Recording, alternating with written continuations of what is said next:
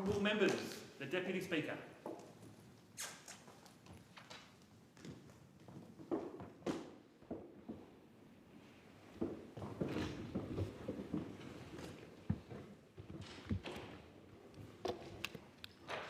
Are there any constituency statements by honourable members? And I give the call to the member for Longman. Thank you, Deputy Speaker. No transport, no Australia. It's really that simple. Everything in this country has a transport component. Every product we rely on, from fresh food to construction materials, depends on fuel to get there. And when fuel becomes more expensive or harder to access, these costs do not stay with transport companies. They flow directly through to everyday Australians. We're already seeing it.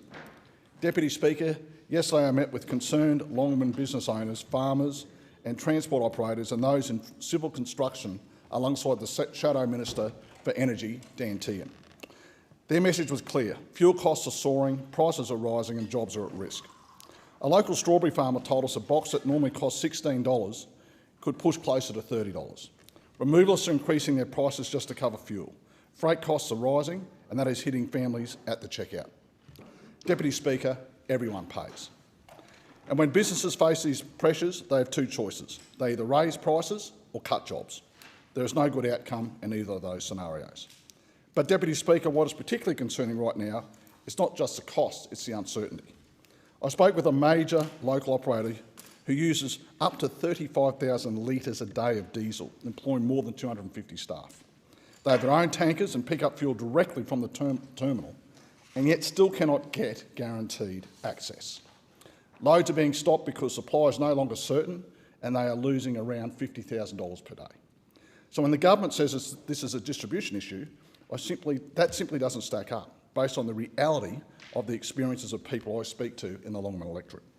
Deputy Speaker, we've been told that there is no supply issue, that only 6 tankers have been cancelled when Australia normally receives around 80 a month. That's less than 10%.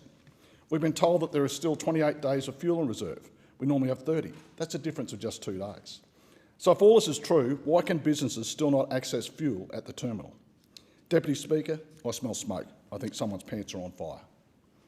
What businesses need is certainty. Not knowing if you can get fuel tomorrow or being forced to pay more than retail to just keep operating is pushing businesses to the brink. And when businesses go under, jobs go with them. Australians are really doing it tough. Families are watching every dollar cutting back and still falling behind. They do not need to be told what the problem is. They are living it every day. What they need is relief. That is why I'm calling on the government to urgently remove temporarily the fuel excise as an emergency measure with a clear review period. It's a practical step that would provide immediate relief to families, businesses and the entire supply chain. Australians cannot afford to wait while the government works out what is going wrong. They deserve certainty and relief. At a time like this, we all have a role to play. If you can take public transport or rideshare, please do. Stockpiling doesn't help anyone. The Australian way is to come together to do what we can to ease the pressure and not panic. Thank you, Deputy Speaker. And I give the call to the Minister for Defence, Industry and Capability Delivery, Pacific Island Affairs. Thank you, Deputy Speaker. Every day there are remarkable people across the Central Coast who go to work to help people they've never met before. People who quietly and diligently offer advice and support to others when it's needed most. That's what the outstanding team at the Central Coast Community Legal Centre do every day for some of the most vulnerable and disadvantaged members of my electorate. And they've been doing it for 3 decades now. From financial problems and traffic offences to issues at work and family law matters. Our Central Coast Community Legal Centre offers free legal help and support to everyone who needs it. A few weeks ago I met the team behind it all and got to hear directly about the work they do to help locals navigate our legal system and how they empower people in our community with information, education and advice. Recognising that the pathway to justice isn't the same for everyone, the Centre also offers additional specialist support for young people who might be experiencing financial hardship, people with a disability, those experiencing mental health challenges or locals who are at risk of homelessness. By working with other community support services across the Central Coast, the team helps address more than just legal issues. Because, Deputy Speaker, we know that legal problems rarely exist in isolation, and neither do the solutions. Overall, last year, the Central Coast Community Legal Centre helped more than 1,621 people. It's a centre that is community-owned, community-run and not-for-profit, one of almost 200 similar services operating across Australia. And they were so positive about the 5 years of certainty that we've given them through our latest funding agreement. As they approach their 30th anniversary this year, I want to say thank you to Simon and the team. Thank you for what you do for our community every single day. But more than that, Deputy Speaker, the centre staff sent me here with a message.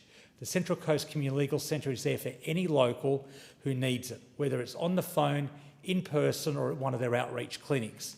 They're there to support you.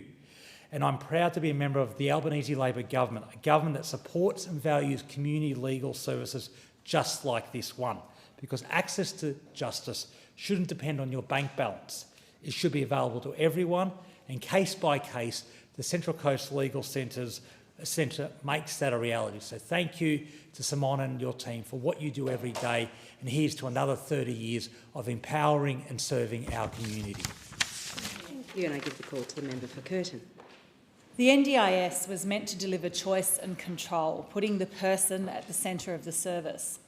Unfortunately for many, it feels like a large, faceless system that's slow, inconsistent and sometimes deeply cruel. Since the tragic murder-suicide in Mosman Park this year, I've spoken to many carers about their experience of the NDIS and their despair. Too often, it seems we're taking the human out of human services. Supports are siloed and impersonal, wrong names, bureaucratic barriers and no continuity. Many have pointed out that the local area coordinator system under the previous WA NDIS worked far better.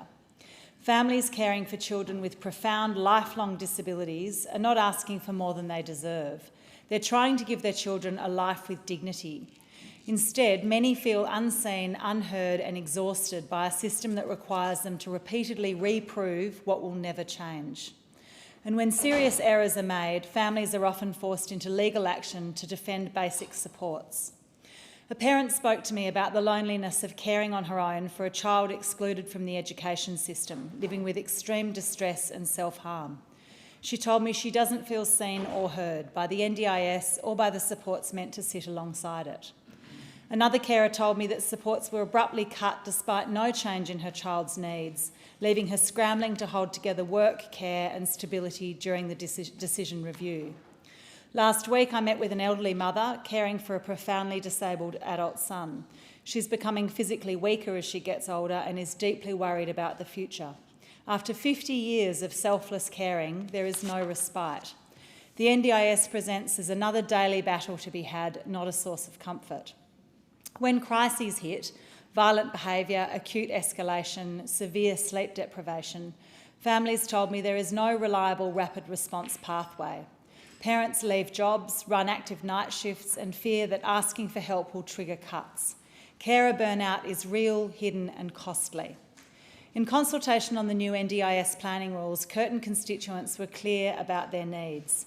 Humanity must be hardwired into the system through in-person assessments, face-to-face planning, flexible funding and real crisis pathways.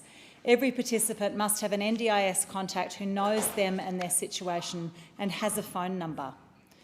The recommendations that we made in our Curtin submission are not radical.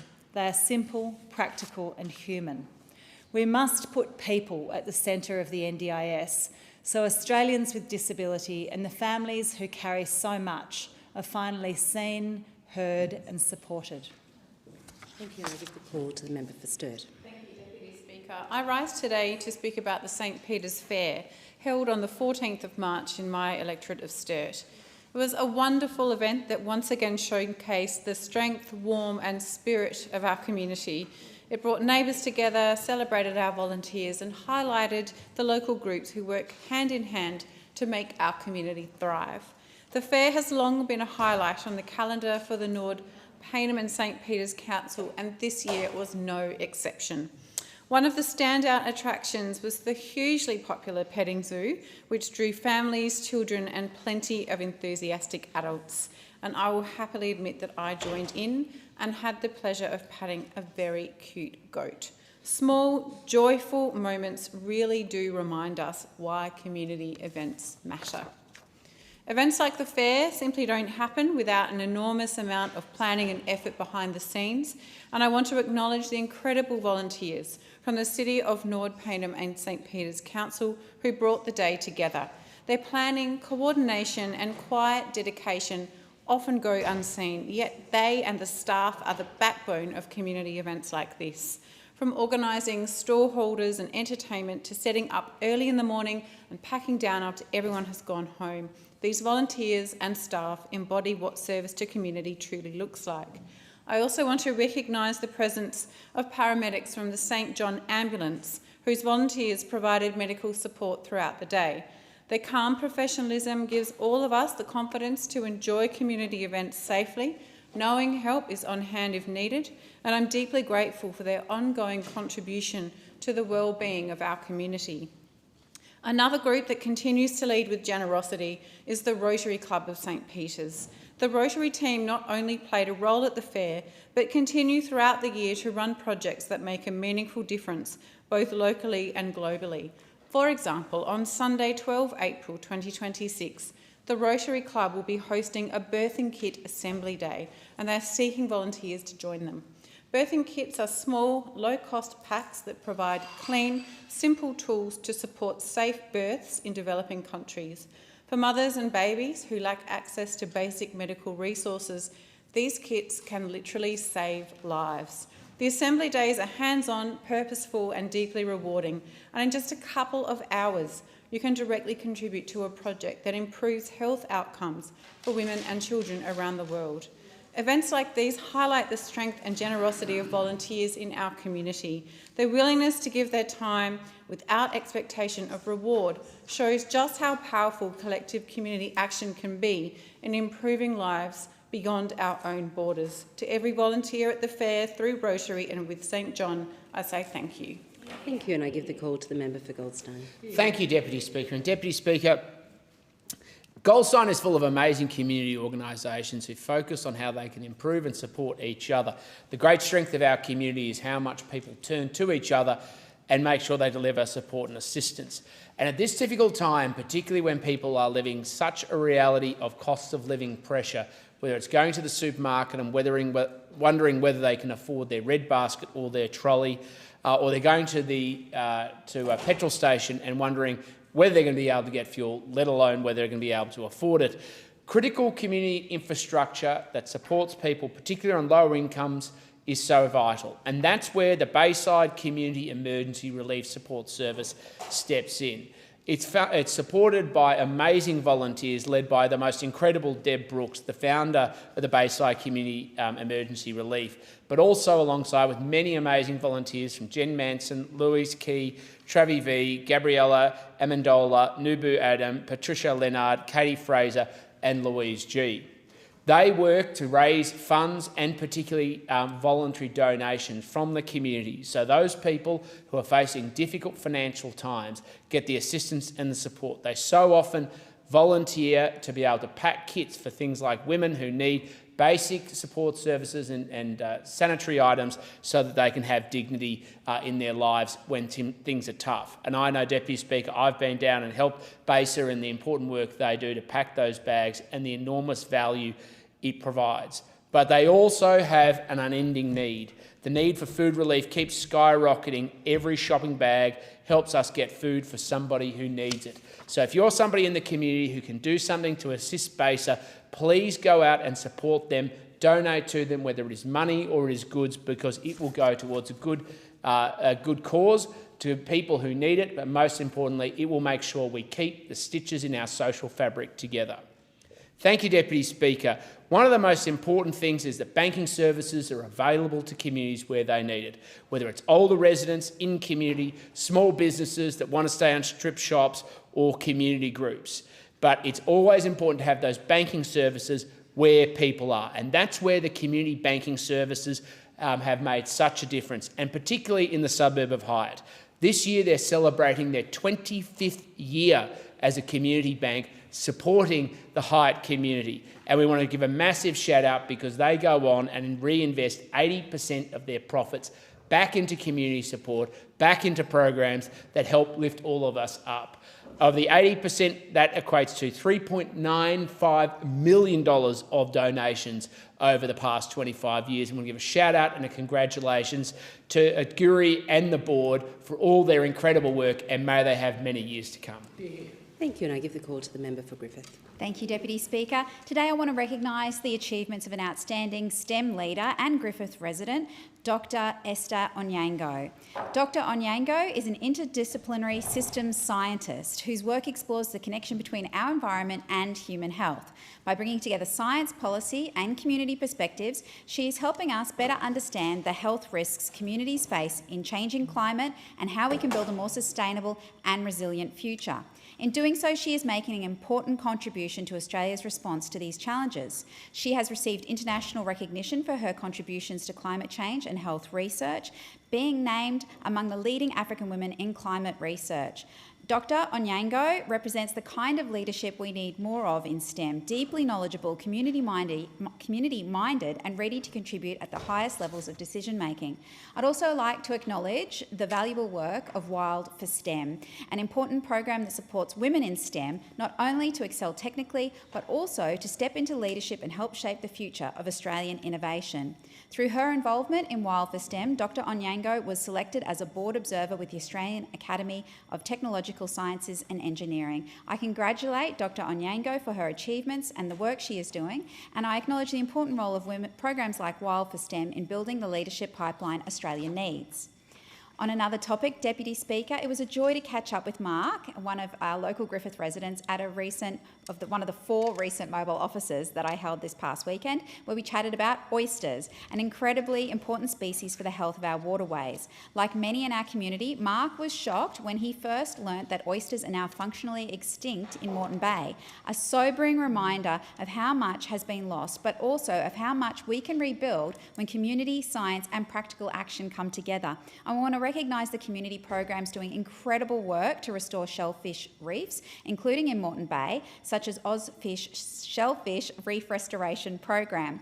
Thanks to initiatives like this, more than 856 tonnes of oyster shells have been diverted from landfill across Brisbane, Moreton Bay and the Redlands. These shells are now helping restore habitat, improve water quality and bring life back to the bay and our reefs. And this work is growing, Deputy Speaker. Under the Reef Trust Partnership, the Albanese government has invested $1.9 million in Ozfish to restore oyster reefs and mangroves across the Great Barrier Reef catchments. This is just one of the many investments being made through the Community Stewardship Program in the delivery of the Reef 2050 plan. This is practical environment action led by communities and delivering real results to protect our marine ecosystems and preserve their beauty for future generations. I thank Mark very much for his advocacy on this issue, even though he did give me an oyster shell, which I placed in my back pocket and then was cursing the entire rest of the day because I forgot I put it there. Thank you so much. Thank you, and I give the call to the member for Macpherson. Thank you, Acting Speaker. I rise to speak on a matter of significant and growing concern across my community and across Australia. Recently, every single one of us in this place was sent a video that should make every Australian furious and exposes what is happening right now in the NDIS. Not theory, not spin, reality. Investigative journalists Pete Z and Drew Pavlo went into suburbs packed with NDIS providers, and what they found should shock this parliament. Drew and Pete were threatened, assaulted and called retarded. In one case, a provider banned for fraud, shut down, stripped from registration, reappears in the same location with the same phone number under a different name. In another case, Pete and Drew booked a simple studio clean. The cleaner stayed 25 minutes. They brought no equipment and they used tissues from the unit. And then they were sent an invoice for 2 hours. $236 for 25 minutes. Only when confronted on camera did that invoice shrink to $24. How on earth is this happening? This is not care. This is an absolute racket. And while this is happening, families are having their plans quietly cut. Participants are being told to do more with less, and providers that are doing the right thing are being squeezed to breaking point. When I speak to the hard-working local physiotherapists or OTs on the southern Gold Coast, it absolutely crushes my heart. These therapists might only be able to bill for 2 hours, but then they're smashed with 6 hours worth of paperwork and reporting, a cost that they must absorb themselves. It is ridiculous that those doing the right thing, providing tangible, life-changing support, are hit harder than the fraudulent providers who we've seen absolutely rorting the system. The government says it's protecting the NDIS. How can this be when up to 10% of claims, that is $5 billion a year, may be fraudulent? That is not protection, that is neglect. Every dollar stolen is a dollar taken from someone who genuinely needs support. So before this government cuts one more plan, it should start by doing the one thing it has failed to do: cut the fraud, clean up the system, and restore integrity to the NDIS. Because Australians with disability deserve better than this, and frankly, so do the taxpayers who are funding it. Thank you, and I give the call to the member for Canberra. Deputy Speaker. Canberrans are often talking to me about the need for mental health services in our community, particularly for young people. And so yesterday I was really proud to join Assistant Minister for Mental Health and Suicide Prevention, Emma McBride, and ACT Minister for Mental Health, Rachel Stevens-Smith, to officially launch the new Youth Services Hub in Lyneham. This new hub is actually an Australian first model, and it brings together 3 vital services for young people in Canberra: Headspace Canberra, the Headspace Early Psychosis Program, and the newly established ACT Youth Trauma Service. Co-located at one site on Northbourne Avenue, these services represent a major step forward in providing accessible, co-located and trauma-informed mental health care for young people in our community.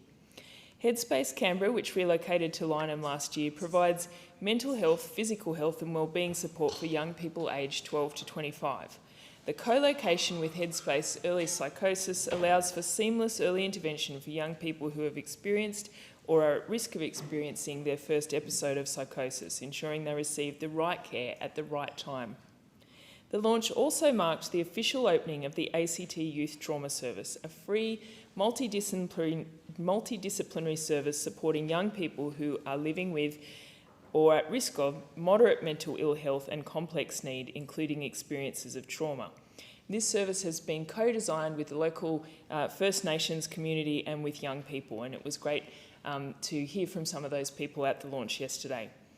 Operated by Uniting New South Wales ACT and jointly funded by the Commonwealth and ACT governments, this service fills a critical gap in our youth mental health system. Too many young people carry the impacts of trauma without the support that they need, and this new hub recognises that mental health care works best when services are collaborative, community-based and centred on the needs of young people themselves. I want to acknowledge Capital Health Network for its role in supporting these services through the Australian Government's Primary Health Network program, as well as the dedicated staff and clinicians who have made this work possible. Most importantly, I want to acknowledge the young people and families who trust these services during some of the most challenging moments of their lives. This Youth Services Hub is a strong example of what can be achieved when 2 Labor governments work together with the community sector to improve outcomes. It reflects the Albanese Labor government's commitment to strengthening mental health care and ensuring no young person in Canberra is left without support when they need it most. Thank you, and I give the call to the member for Bradfield.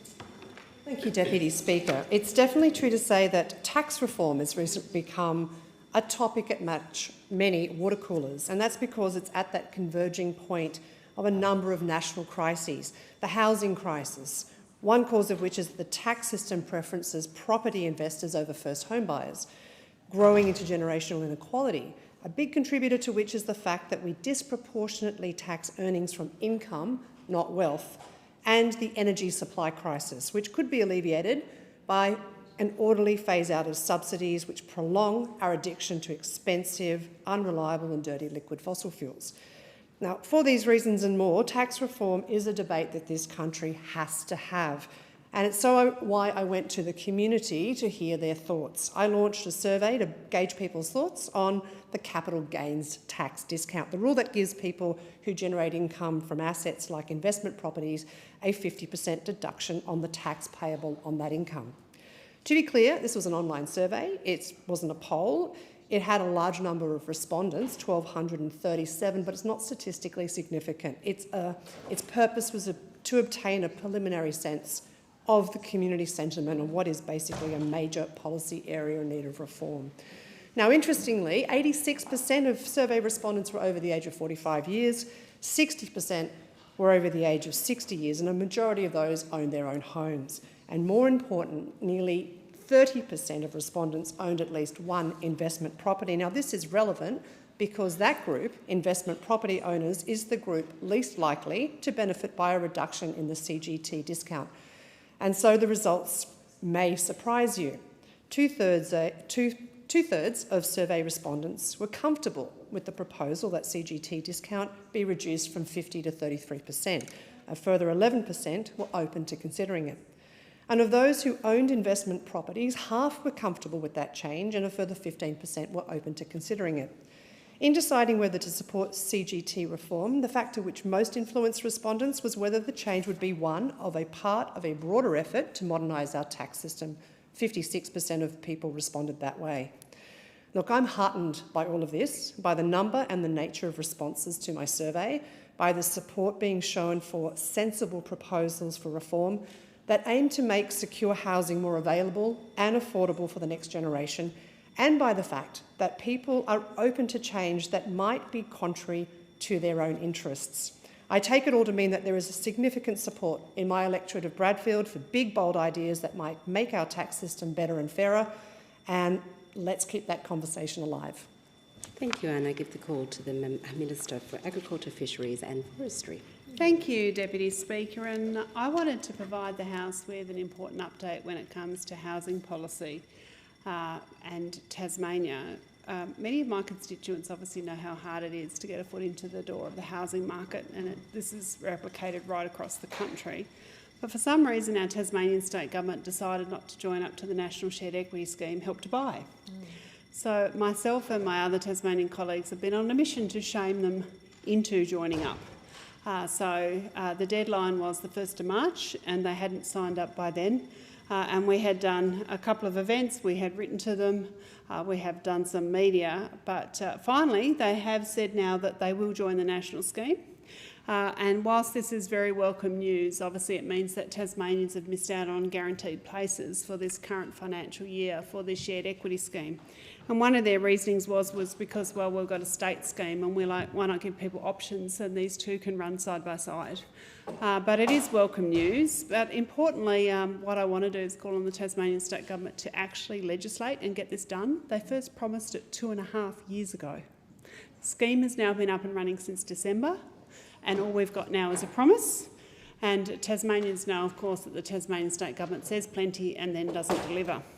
And on that note, I continue to raise with the Tasmanian State Government the lack of action on a range of infrastructure projects in my electorate. And I'm getting correspondence about it on a regular basis, and I keep writing and talking to the Tasmanian State Government.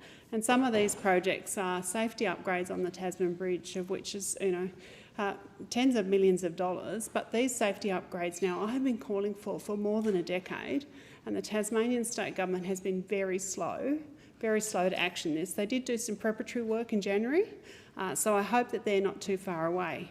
And then, of course, there's the Mornington Roundabout, which I committed to at the last election, actually the one before, and the Tasmanian State Government at their last state election also said that they would commit to it, and they've put $20 million towards it to go with the $80 million from the federal government.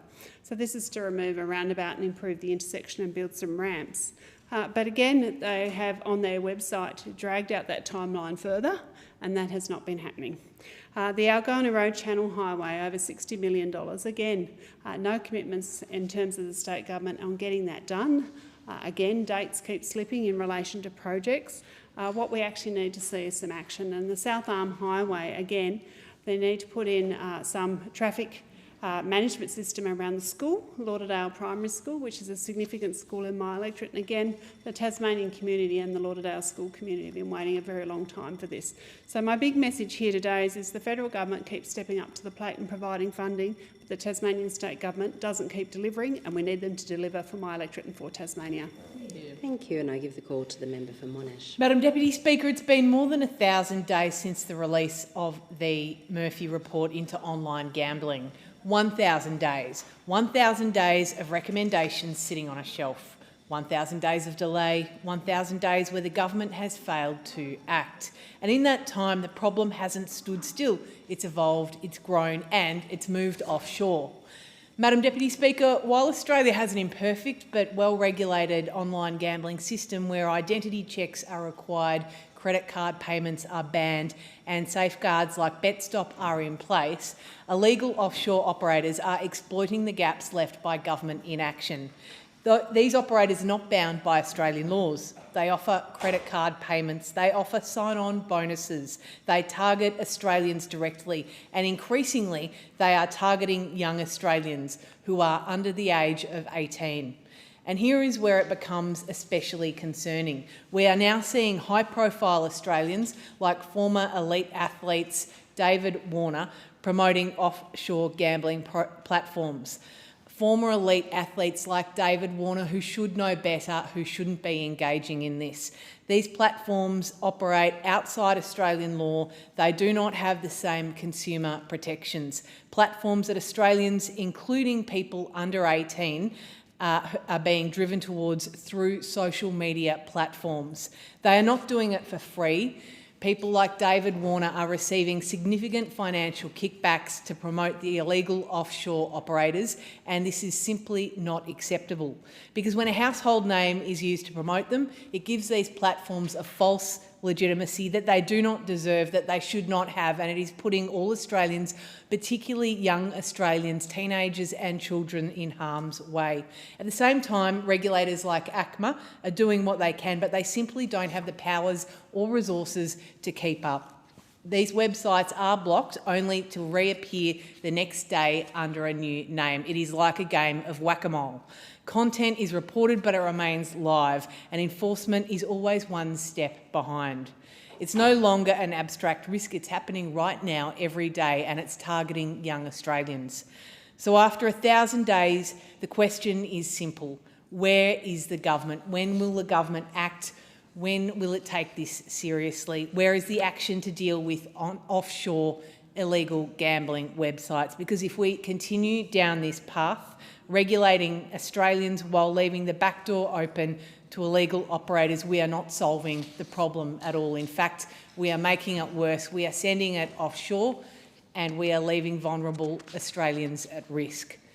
The Murphy report was tabled in 23. It is time for action. And I give the call to the member for Petrie. Deputy Speaker, I recently had the privilege to join Dan, Vera and DJ and the team at Musicare in Redcliffe, in Clontarf, recently to see the phenomenal work that they do for children and young people with disabilities. So Musicare is the world's first creative arts program of its kind. It's uniquely tailored to each individual and their goals, and I got to see firsthand just how powerful music can be to help children with disabilities to learn, grow and to make some positive connections. And it was clear to see that the team are working tirelessly and they're making a real difference in these young kids' lives. And I got to go in there and meet some more of the team and see their facilities and see their equipment. And a lot of the people working there are musicians or producers, and they're just connecting with these young people in a way that these young people haven't been connected with. And I'll be joining them in the coming weeks to be a guest on their podcast, and they've asked me to DJ a set, so I'll be getting out there and supporting a great cause. So maybe tune in and you might see some hidden talents. And I also just want to turn this chamber's attention to the brand new urgent care clinic in Deception Bay. It has absolutely been amazing. So my team and I have been out there talking to the electorate, knocking on doors to make sure that people know that there's this facility close by to home and available when they need the help. So it's available, it's on Bailey Road in Deception Bay. It's also a part of a fully bulk billed GP clinic. And the response from the community has been so strong and so passionate. And so I just want to share some of the things that have come through from the local community. So some of the reviews the locals have provided me is Nicole, who visited the urgent care clinic with her 4-year-old and said, "We were seeing quickly and did not feel like we were being rushed through for the next person. Mark and his wife said they had a wonderful experience at this clinic just a month ago. Daniel said he received fantastic service, really nice doctors and nurses who helped him straight away. He couldn't be happier with the help that they gave him. And Corrine, who let me know that she went there with a shoulder injury and had no wait time and would recommend this centre 100%. These are just some of the testimonials that show that our investment into affordable healthcare is making a big difference to Petrie locals. And we promised to deliver this urgent care clinic, and we did it.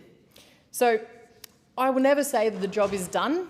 I want to ensure that everyone in the community of Petrie is able to go see a GP for free with bulk billing, or is able to go to an urgent care clinic. So whether they go to the urgent care clinic in Deception Bay, or whether they go to the urgent care clinic in Marumba, or if they go further south to Kedron, locals can access the healthcare they need when they need it, close to home. Thank you.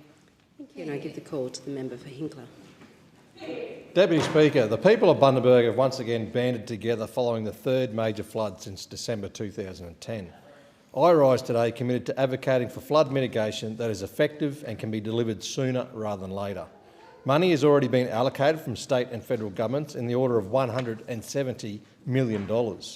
We must get moving forward and initially safeguard the Bundaberg community from major floods of the size we just experienced, and if possible, protection for floods like the event of December 2010.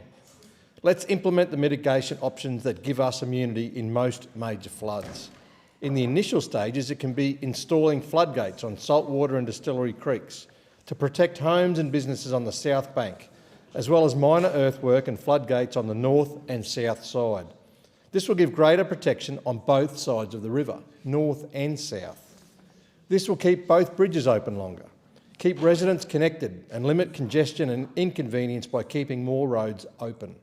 Since the flood peak, I've been in regular and productive meetings with the Federal Minister for Emergency Management, Christy McBain, who visited Bundaberg last week, Shadow Minister for Emergency Management, David Littleproud, and Queensland Premier, David Crisafulli.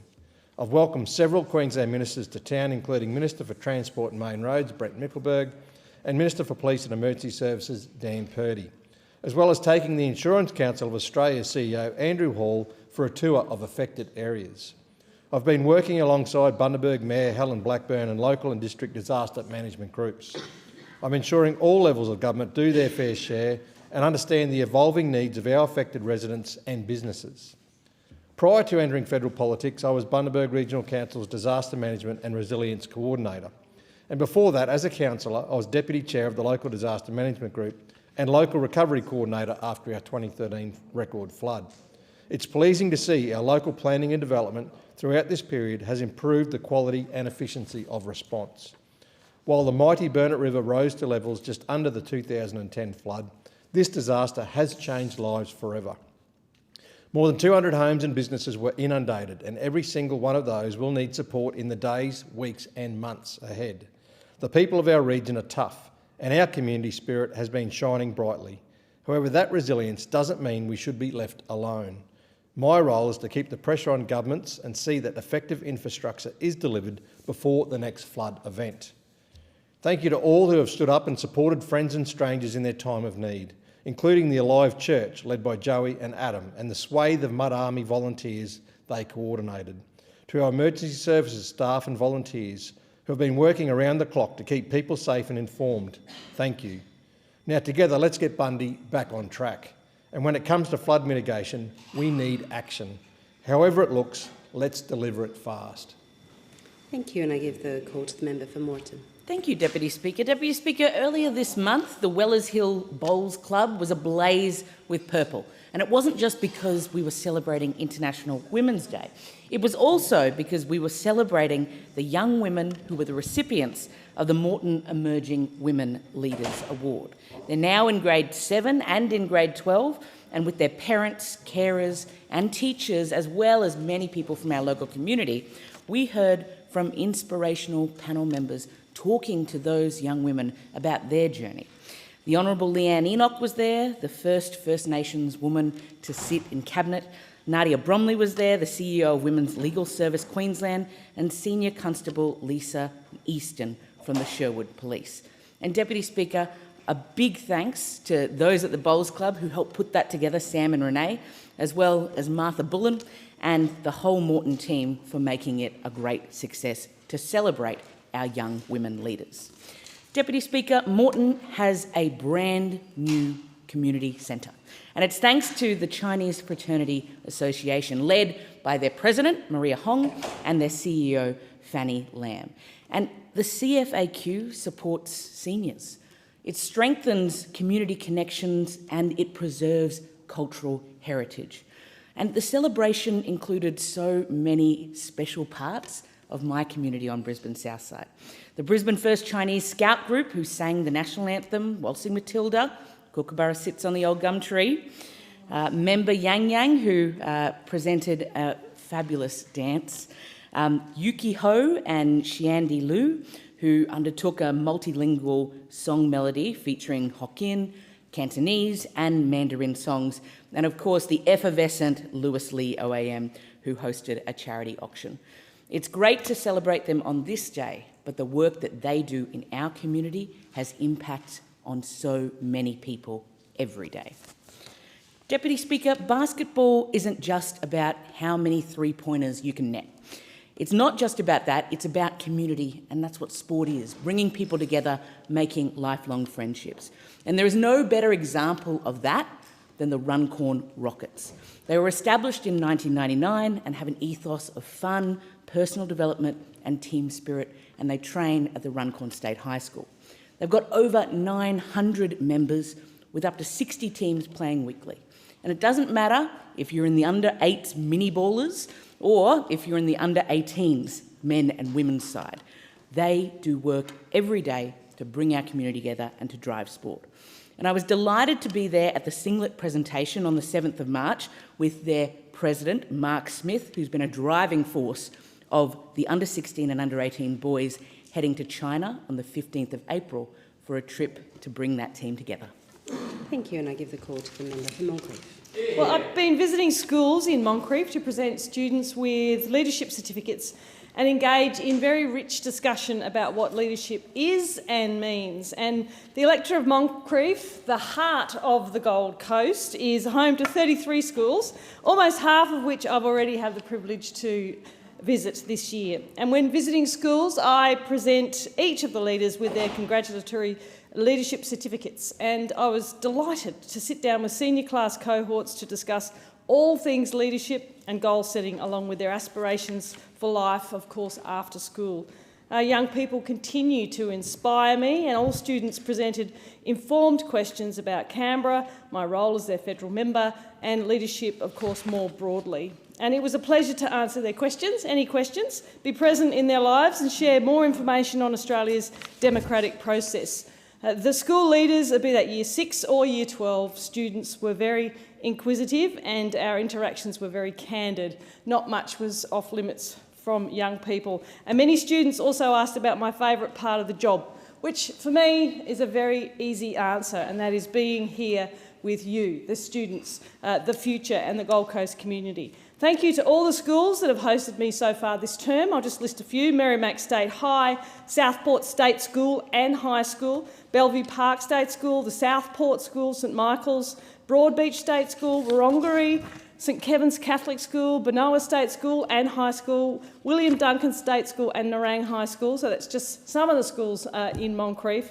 And young people especially cannot be what they cannot see. And the examples that we set are the showcase for those leadership skills of the future. I really enjoy interacting with my schools and the young people of Moncrief. And we also spoke in depth about the ABCs of life, and that is the attitudes that affect your behaviour, and your behaviour, of course, affects the consequences. And I am thrilled and proud about the Gold Coast Youth Impact Summit. I have more to say about that as we roll into our 4th one this year. The SeaWorld Foundation is the big sponsor for the Gold Coast Youth Impact Summit, bringing together over 220 young people to inspire them and uplift them and give them new opportunities and make sure that they have great aspirations for the future. To all the young people across Moncrief, you really do make me proud to be your federal member, and I wish you all the best across all of the 33 schools on the Central Gold Coast. You are the heart of the Gold Coast. You are in my heart, and I hope that I'm in yours. Thank you. And I give the call to the member for Bonner. Thank you, Deputy Speaker. I recently had the pleasure of spending a morning with my gloves on, weeding and litter clearing with the Bulimba Creek Catchment Coordinating Committee's Bush Rovers program in Carindale, also known as B4C. In Bonner, we are blessed to have beautiful natural environment, and it's up to all of us to do our bit to protect and preserve it. And B4C, together with their fabulous volunteers, certainly do that each and every day. Through the first round of the Urban Rivers and Catchments program, Labor delivered $165,000 in funding to B4C for their Bulimba Bayside Creek Catchments recovery program. If locals are interested in getting involved in the Bush Rovers program, or certainly B4C takes volunteers each and every day of the week, please get in touch with them. No experience is necessary, and I want to thank them for their extraordinary work that they do right across our electorate and certainly right across the city of Brisbane. Deputy Speaker, I also recently visited Jessie and the team at Active Kids Mount Gravatt Early Learning Centre, and on Saturday the centre opened its doors to meet the community as part of their open day. It was a wonderful chance for local families to explore the space, meet the educators and get a feeling for the community. Active Kids is a Queensland family-owned and operated business with 7 centres in operation. The Mount Gravatt East Centre supports 153 kids in care, and they are open for enrolment at the moment as well. And when I visited, I saw firsthand the care, warmth and energy that makes this centre so special, and it was lovely to provide them with some new Australian flags for the centre as well. The Albanese Labor government values our early childhood educators, and that is why we delivered a 15% pay rise to early childhood educators to support them and their important work. And from January this year, all Australian children are now eligible for 3 days of subsidised care each and every week, thanks to Labor's 3-day childcare guarantee. Big thank you to Jessie and all our early childhood educators right across Bonner for the incredible work you do each and every day, educating and caring for our children at their earliest and most important stages of life. Deputy Speaker, it's also fantastic to see the real impact our urgent care clinics are already having right across my community in Bonner. Since December, the Carina Carindale Urgent Care Clinic has already cared for over 2,400 residents. And in Capalaba, over 2,450 people have walked through the doors since it opened in December.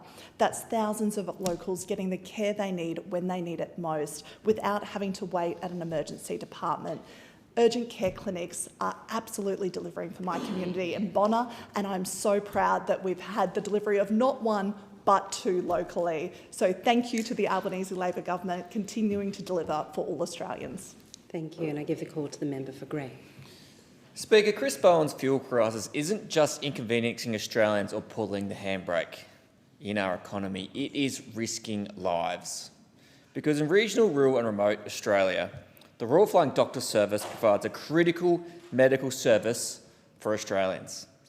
But unfortunately, Australia's part-time Energy Minister, Chris Bowen, his inability to take responsibility and resolve Australia's fuel crisis has put this service and these patients at risk.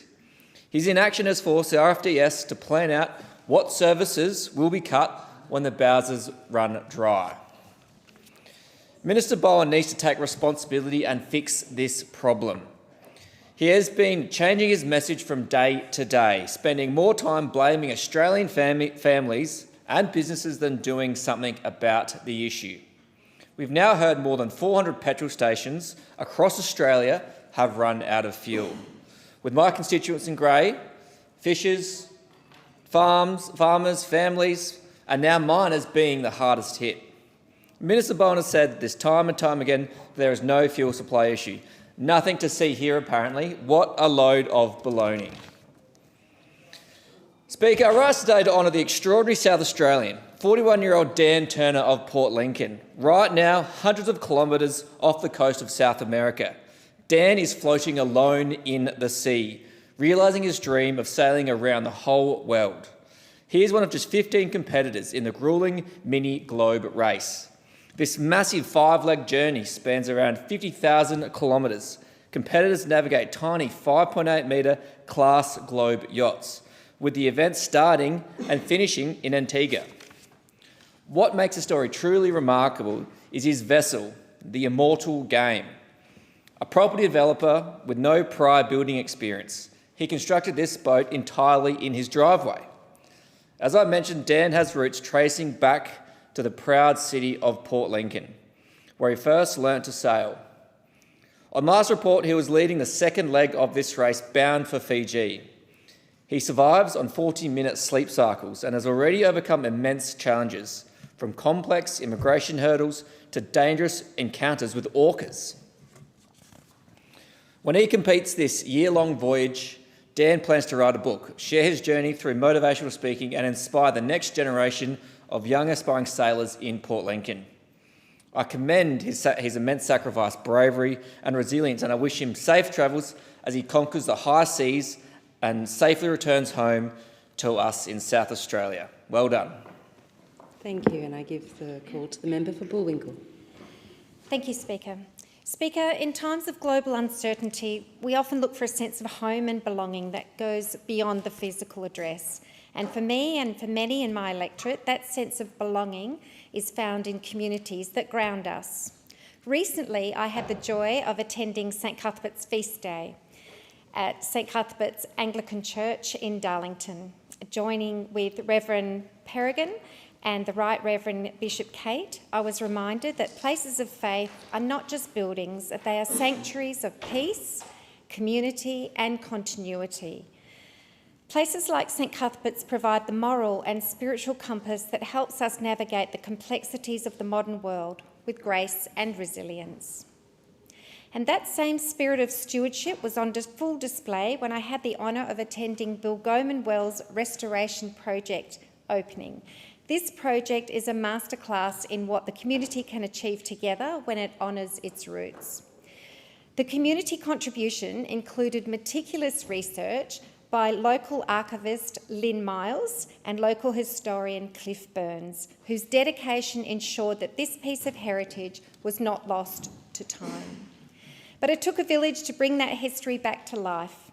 The Friends of Bill Goman Wells, led by the indefatigable Chris Durrant, and ably assisted by Dr. Diane Parker, did an incredible job enlisting the help of our local school children from Helena College. They imparted to the next generation that they are the keepers of our local history. With the vital sponsorship of Bendigo Bank and the support of the Shire of Mundaring, the restoration stands as a testament to the power of collaboration and community. It shows that when we look after our history, we're really looking after our future.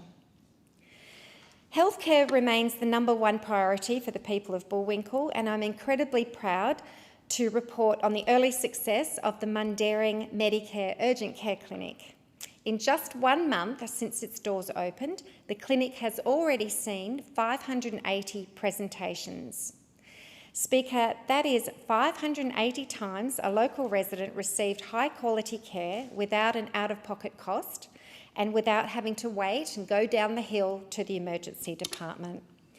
These aren't just statistics, they represent 580 moments of relief for parents with sick children or seniors needing urgent attention. And it's a clear signal that when we invest in accessible, local bulk billed services, we change lives. I'm honoured to represent a community that works so tirelessly to keep up our spirit and our services and keep us strong. Thank you. Thank you, and I give the call to the member for Flynn. Thank you, Deputy Speaker. And as I speak today, I would like everyone to consider the older people in each of our lives, those we know and love as parents, grandparents, mentors, those in our political past and the quiet heroes who built and fought for the communities we all live in. Ask yourselves, would you ever want those who cared for you so deeply to spend the final years of their lives in a state of fear, struggling to afford the very dignity they deserve? On 1st of November last year, the new Aged Care Act and Support Home program commenced. Heralded as landmark reform, a turning point for how in-home care is delivered. At the time, the government gave firm assurance that older Australians that they would be no worse off. What was promised was a path of independent living has become a maze of confusion and financial strain. To understand the scale of this dysfunction, we need to only listen to the social workers and service providers who report a harrowing increase in suicidal ideation among our elderly. When a person who has lived for 70, 80 or 90 years with resilience begins to feel they are a burden, that their life is no longer viable due to financial struggles, we have failed them. Recently, a distraught 94-year-old constituent of mine visited my office.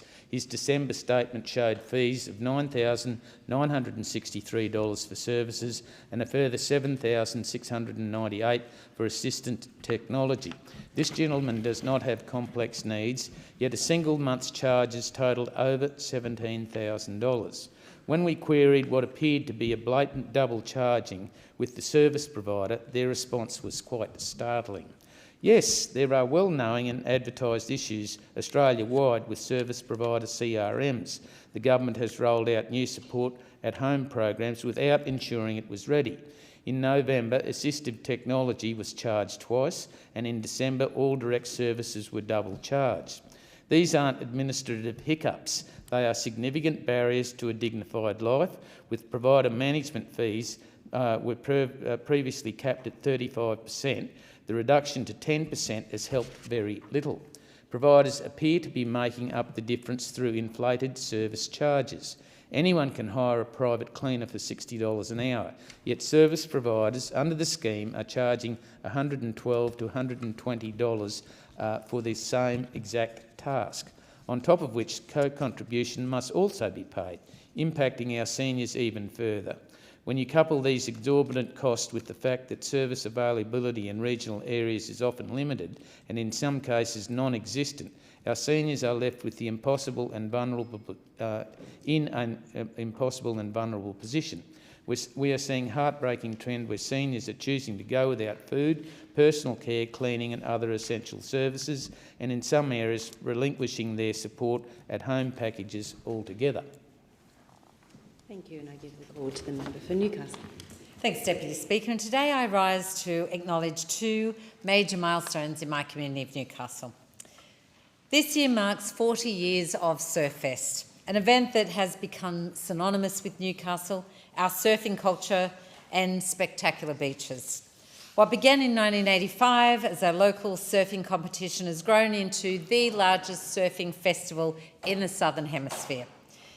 I want to especially acknowledge the vision of Surffest's founder, Warren Smith, whose passion and hard work helped build something truly lasting for our city. His legacy is seen not only in the event itself, but also in the generations of surfers, volunteers and supporters who have carried it forward. For 4 decades, Surffest has welcomed surfers from across Australia and indeed around the globe to our shores. But Surffest is much more than an elite competition. It's about the volunteers who arrive before sunrise to help run events. It's about the families who gather on the sand to watch the next generation of surfers take to the waves. It's about local businesses, community groups and sponsors who come together each year to make it happen. Surffest has helped put Newcastle firmly on the global surfing map, showcasing our beaches, our lifestyle and our love for the ocean. But just as importantly, it's helped nurture young talent and inspire thousands of people to get in the water and have a go. Deputy Speaker, I also want to acknowledge a remarkable milestone for our community, the 10th anniversary of Got Your Back Sister. For the past decade, Got Your Back Sister has provided life-changing support for women and children escaping family and domestic violence. It is important to acknowledge the founder, Melissa Histon, whose compassion, determination and leadership helped turn a grassroots idea into a vital organisation supporting women across Newcastle, the Hunter and beyond. Her vision and the hard work of the board, staff, volunteers, advocates and supporters who've stood alongside her has changed lives. Through practical assistance, mentoring, financial support and simply standing beside women when they need it most, Got Your Back Sister has helped hundreds of women rebuild their lives with dignity, safety and hope. Behind this work is an extraordinary community of volunteers, supporters and advocates who believe that no woman should have to face violence alone. The courage of the women who reach out for help and the dedication of those who support them is nothing short of inspiring. And anniversaries like this give us an opportunity to pause and recognise that sometimes quiet but no less profound work being done in our communities every day. On behalf of a grateful community, thank you for your passion and commitment to making a positive difference each and every day. Thank you. In accordance with the resolution agreed to by the House on the 23rd of March 2026, the time for members' constituency statements has concluded, and I call the clerk. Government business, order of the day number 1, grievance debate. The question is that grievances be noted, and I call the member for Kooyong. Thank you, Deputy Speaker. The irony of Australia's nickname as the lucky country is more pronounced now than when Donald Horne coined that phrase more than 60 years ago. Australia is home to some of the most valuable natural resources and critical minerals on Earth. We're one of the greatest and largest gas producers on the planet. The means for economic strength and prosperity lie beneath our soil and our seas. But yet, for all of that abundance, very little wealth from our extraordinary natural, mineral and fossil fuel resources flows back to Australian people. We saw that as recently as 2022, when the war in Ukraine began. Energy prices, including gas prices, surged. Windfall gains flowed into the pockets of gas companies both here and overseas. Companies exporting LNG reportedly made almost $100 billion in windfall profits in the 3 years following Russia's invasion of Ukraine. Australian gas should belong to us all. Our government should have secured a significant return from that gas for all Australians. But instead, those profits flowed to foreign investors and multinational companies like Santos, like Shell, like Inpex. Now, as we're confronted with another global energy crisis, we cannot let history repeat. Donald Trump's war with Iran has quickly escalated into a regional conflict. Qatar usually produces 20% of the world's LNG, but some of its gas fields have been so significantly damaged during this conflict that Qatar Energy has had to declare a force majeure on its long-term contracts, meaning that could affect international supply for up to 5 years. Energy markets are being impacted globally. And at a time when energy and gas prices are rising domestically, it would be a profound shame were we to let Australians down again. Deputy Speaker, at the heart of this problem is the Petroleum Resources Rent Tax, the PRRT. When this Parliament legislated the PRRT in 1988, the aim was to ensure that all Australians would enjoy a fair share of our collective wealth, a fair share of our national luck. The PRRT is targeted at economic rent, in other words, profits above the level reasonably required to maintain investment returns. But instead, the PRRT allows companies to sell Australian gas with minimal tax while pocketing billions in public subsidies. Deputy Speaker, the reality is that we collect less from the PRRT than we do from the beer excise, less from the PRRT than we collect from students in the repayment of their HECS. And WA drivers pay more in rego than West Coast gas companies pay in royalties. Plainly, the PRRT is broken. It was designed to place a 40% tax on the excess profits on the exploration and extraction of oil and gas. But long-standing loopholes, generous uplift deductions and an overly complex design mean that the PRRT is not working for us. The formula is designed in a way that allows companies to understate the value of gas before liquefaction, in other words, to minimise their taxable amount, while overstating the value created by the liquefaction process, which is then not taxed. Deductions are another major problem.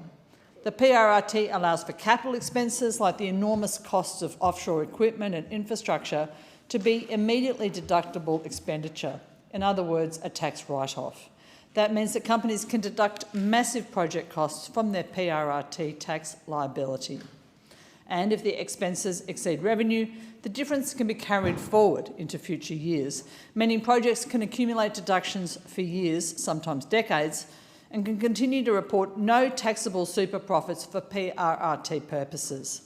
As the Commonwealth Treasury put it in 2016, companies can defer the payment of PRRT indefinitely. There is a reason why the ATO has labelled the oil and gas industry systemic non-payers of tax. Essentially, the gas companies can use creative accounting, approaches which remain legal under a poorly designed resource rent tax, to make it look like they are not making super profits, even while they export vast quantities of Australian gas at an enormous value.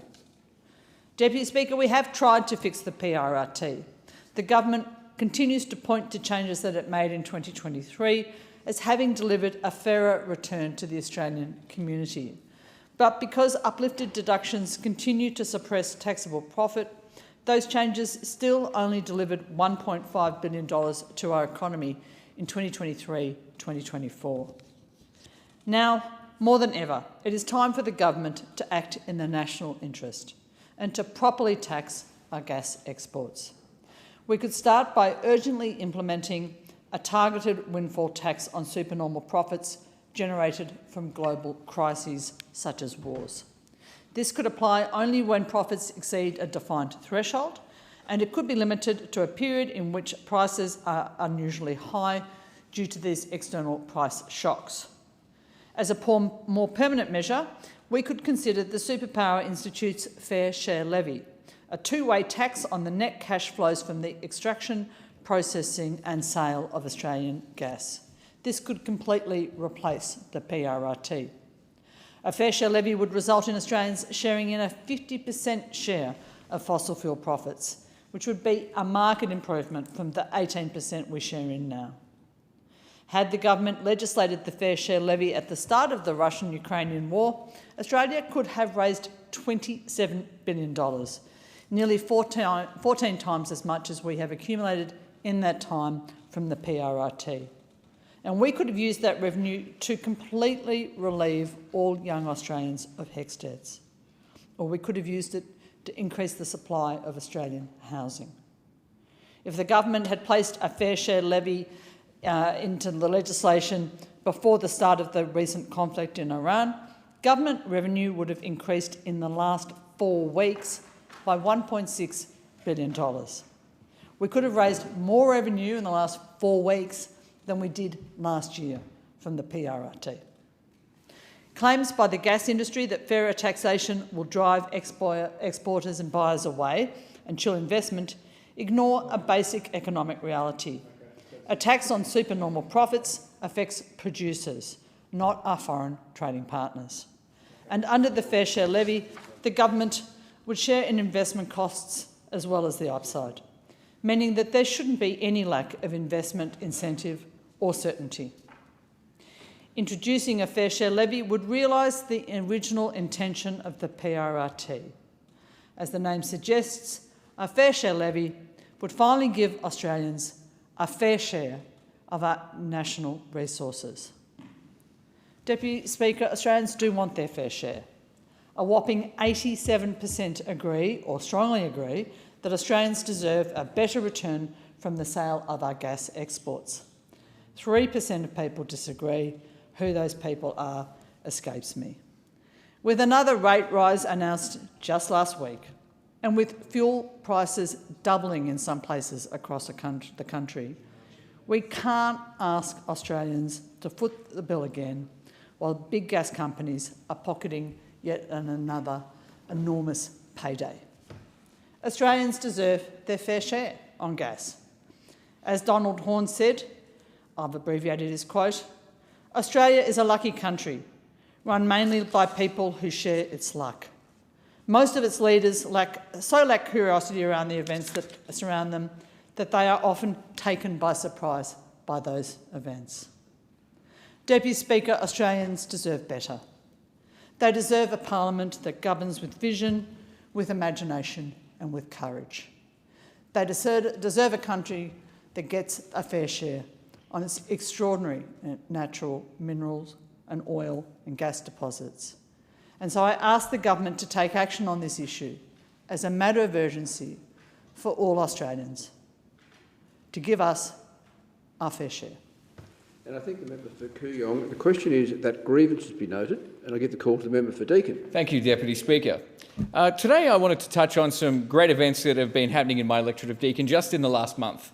On the 1st of March, we had a fantastic turnout for Clean Up Australia Day at Heatherdale Creek Parklands. This is a beautiful part of our community. Whether you're walking the dog, going for a run or taking kids to the playground, it is just a beautiful place to be every weekend. One of the reasons it is so beautiful is the Heatherdale Creek Parklands Advisory Committee, a dedicated group that have for years energetically and enthusiastically worked to maintain the facilities at the park, and they're led by a very determined Valerie Turnbull. Val and many other volunteers have been looking after our local park for years, organising countless working bees and events to maintain and improve community spaces. Clean Up Australia Day has been a long part of has long been a part of the big event calendar that they host, and working with Val and Rob, it was a pleasure to make this year the biggest one yet. I'm proud to report that we had more volunteers turn out for Clean Up Australia Day than we've ever seen before. So much so that we had to kind of fight over the rubbish on the day. I was very excited when I was able to find something under a rock or something like that, because we had a lot more volunteers than pieces of rubbish by the end of it. But Rob commented and made an important point that he found that each year we find less and less rubbish at the park, a trend that we really do need to celebrate. It seems that when a community are maintaining something together, the collective respect for that facility is also increased, and it's become a really valued and treasured part of the community, which is really taken ownership by locals, who rightly expect our local facilities to be maintained, spick and span.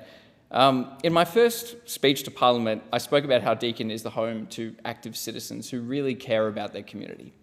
And that community spirit was definitely on show for Clean Up Australia Day that day. It was wonderful to see so many people from all sorts of backgrounds. We had young kids, we had teenagers, we had young adults, we had older Australians all together, including the first Heatherdale Scout Group and the Ismaili community as well as just many other locals who gave up a part of their day.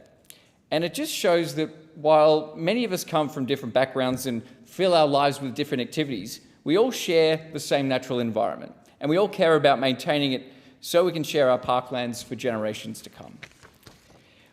It also made me think about the kind of multicultural events we love seeing in our part of the world, ones that bring communities together, ones where we get to know each other a little bit better and help build that trust and respect between communities, get to know the authorities in our area, and really work towards lifting one another up. And that reminds me of another event we hosted in our electorate only last week, a seniors morning tea that was my pleasure to host at Mitcham Bowls Club. We had over 60 older Australians come to the event and hear about the government's policies around aged care, services and groups relevant to them. And more importantly, it wasn't just a propaganda fest, it wasn't me just dishing party lines, it was an honest and respectful dialogue with older Australians in our community. We had the Minister for Aged Care and Seniors come out to Deakin to speak directly to the residents, and they asked some very perceptive, some very worthwhile questions, and we had an honest conversation about what that legislation was about, its benefits, how it works in the future, connected them with people who could answer questions they have, but also took on board the feedback that they shared, which is important as well. It's important that we have this as a dialogue. The relationship with community can't be one about just me providing one-line messages and providing standard replies to things. It's about genuine dialogue, understanding what are the real concerns and addressing them directly, and when we don't have the answers, finding out what those answers are and getting back to people. As part of that kind of ongoing respectful engagement, I've really wanted to foster with different parts of our community. And I'm very lucky in my electorate because it's the home of Robin Abrahams, who is one of the members of the Aged Care Council of Elders, and she would hold me to account if I was to start just spewing standard government lines. She's someone who is an incredibly honest, dignified person, and her presentation at that session as well was greatly enjoyed by attendees and really highlighted the commitment we as a government have and that she has to really hearing the voices of older Australians, taking that feedback on board and making sure that we are making improvements that really respect what they have to say. So I want to thank the Minister, Sam Ray, for coming across and being so generous with his time. I know a lot of constituents also gave him a lot of homework on individual cases, so I thank him in advance for providing those responses. I also want to thank very much the Lions and Rotary clubs who came along as well, because they highlighted that our older Australians aren't just recipients of services, they are essential parts of our community. Not only is this older people helping one another, but they're also actually building up our community in so many ways, supporting young people with assistance with eye testing, subtly providing grants of books and things to students in our schools who they know come from lower SES backgrounds, and really subtle, quiet work just to help them out with their education as well, and do so much in our community. Every barbecue they have is fundraising for one group or another in our community. It's not just for themselves or their own activities. They are always thinking about how they can help. And I know in our job, we often get people come into our office and request various forms of support. These are groups that always come in and really are asking, how can I help? What can we do to support people? And so I'm incredibly grateful for the contribution they continue to make. And they really are one of the many organisations in my electorate that also highlight the profound contribution older Australians really make in our community. And they're making a difference to people of all ages and all backgrounds, and just do incredible work and give so much of their time. It doesn't really look like retirement when I observe them working. They are working harder than many full-timers I know, and I'm incredibly grateful for the wonderful work they do in our community. I also wanted to thank people who came from local council and shared the services that they provide to older Australians in our area as well as the Australian Taxation Office, who came and talked about scams and other matters relevant to older people, and more importantly provided them with a business card with a phone number they could call to get answers to questions. Something that was very often requested. Whenever a response was, oh, it's on the website, go look for this, they were quite rightly put back in their place and told that they, the ways that would be useful in communicating information to people. And again, that's the kind of feedback we need to be taking on board. How can we make government better for people is the real question. So Services Australia also brought a few people along, again providing really useful information to our locals, and they are aware, as am I, of the importance of always taking printed material to these events, and that is something that I will ensure is in abundance for all future meetings as well. But I'm grateful to all 60 people for coming along. The information they collected, they were telling me already how they were sharing that with friends and family and already taking that on board. And and so many of them there continue to make incredible contributions to our community. Another event I wanted to briefly discuss in the remaining 3 minutes was a visit I had to the Ringwood RSL just a few days ago. We are hosting a relatively new program in our part of the world, esports. So installing a range of computers and some very cool screens and lighting that enable veterans to come to the RSL, compete in esports with these very, very cool and very highly capable computers, where they can play a range of esports and engage in international competitions with U-Butte technology. The RSL in Ringwood is really dedicated to engaging with younger veterans. The days of the gaming floor and the long, general meetings really attracting the crowds just isn't playing like it used to. And I'm very grateful to the fantastic leadership at Ringwood RSL that are really dedicating a lot of time and thought to new ways of engaging with younger veterans, trying new activities, doing things they haven't done before, and it was fantastic to see this incredible facility. The Albanese government is supporting that new hub with esports with a grant of over $130,000, enabling that great new initiative to support young veterans' mental health by fostering connections through gaming, teamwork, and that shared passion. And it's something that people can bring their kids to as well. So there's a lot of people really looking forward to that facility. They're still doing more work on the space as well. They were putting a big screen in the room as well, which will be fantastic not only for grand final time, but for other activities that the veterans are running.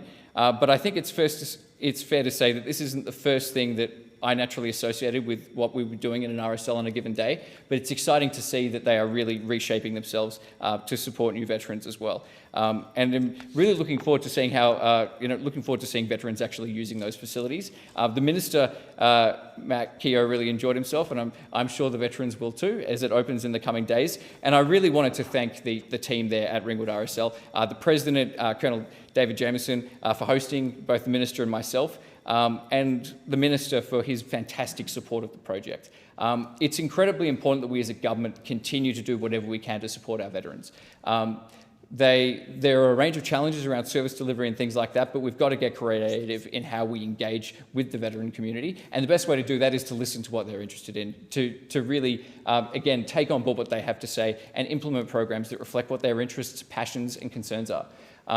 Like so many things in government, it really is just about taking the time, investing that time, listening to what people have to say, and doing everything we can to support the great ideas they have and empower them, because we owe our veterans everything we can do to support them.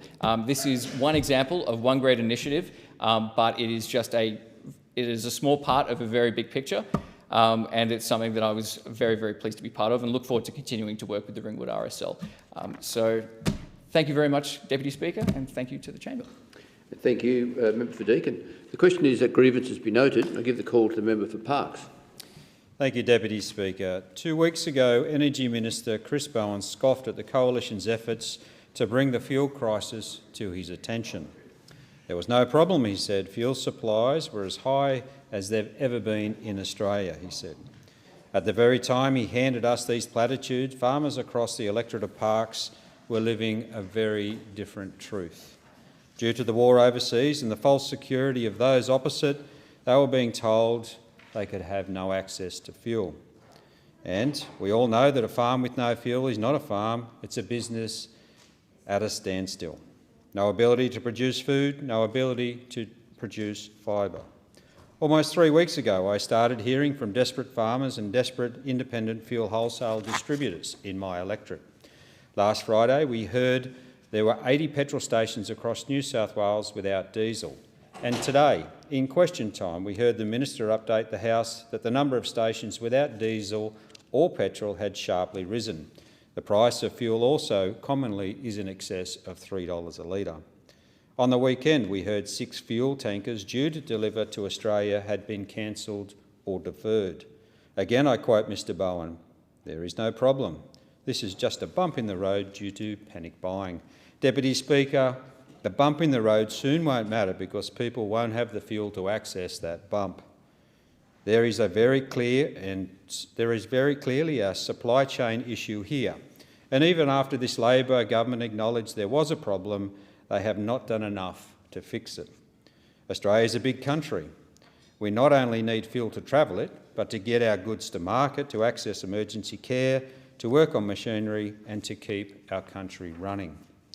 Independent fuel distributors are critical for the supply for communities across the Parkes electorate, whether that is supplying our towns, our villages, our cities, or bulk fuel supplied directly to farm gate, transport companies or to industry. The Albanese government have chosen to turn a blind eye and a deaf ear to the calls from these businesses over the past 3 weeks as they plead for assistance to keep the fuel flowing and their businesses solvent. This morning, I spoke to one of these distributors who told me that he now must take drastic measures to keep his business from folding and park up tankers and lay off staff because the normal fuel supply chains won't or can't allow supply. Who's telling the truth? My distributors, who are on their knees begging for help, or the Climate Change Minister, Chris Bowen? Deputy Speaker, I was recently honoured to be named as the Shadow Assistant Minister for Regional Development, Local Government and Territories. And I'd like to speak tonight specifically about local government. I'm thrilled that the Coalition has elevated local government into Shadow Cabinet. That is where it should be. More than 200,000 men and women serve throughout 537 councils across Australia with direct oversight over the big three: rates, roads and rubbish. But, Deputy Speaker, so much more. Those people work across more than 400 different occupations: community theatres, sporting groups, dog pounds, art galleries, sewage plants, water treatment plants, footpaths, cemeteries, noise complaints, noxious weeds, airports, public pools, libraries, parks, planning, food safety, community awards and sometimes aged care, childcare and healthcare and youth services. They all come under the label of local government. I know the huge scope of local government well as a former mayor of the Gunnedah Shire Council, board member of Local Government New South Wales and past chair of Country Mayors Association of New South Wales. For 8 years that I served, council's battles were my own battles. It is a vital tier of government and one that provides so many of the essentials of everyday life. My role in local government also made me more than familiar with the critical challenges councils are facing doing more with less. Councils' ability to build their budget has not changed. Some regional populations are slowly growing, but unfortunately many are going backwards. This means smaller rate base added to the result of years of cost shifting from local government and from state to local government, from state and federal government, Councils are now forced to do more in their economic climate with less money, and are facing the killer blows of inflation, high cost of living for their ratepayers, and the threat or reality of natural disasters such as droughts, floods and fires. Now added in the death by 1,000 cuts inflicted by this Labor government, no new funding under stronger community programs, local roads and community infrastructure program, growing regional programs and regional precincts and partnership programs. Local government in Australia is populated by strong, innovative, elected members and also skilled staff. This is a lucky thing because local government representatives can clearly articulate just what it is that is needed, and Deputy Speaker, they have. I quote from the Australian Local Government Association 26-27 federal budget submission. While councils are prepared to lead with tailored place-based solutions that meet the unique needs of every community, they are being asked to do more with less. The ability to deliver on these priorities depends on financial sustainability and adequate funding. Many councils are already active in these areas, but are constrained by insufficient and unpredictable funding. They list as their priorities financial sustainability, housing infrastructure, community infrastructure, safer roads, emergency management and climate adaptation.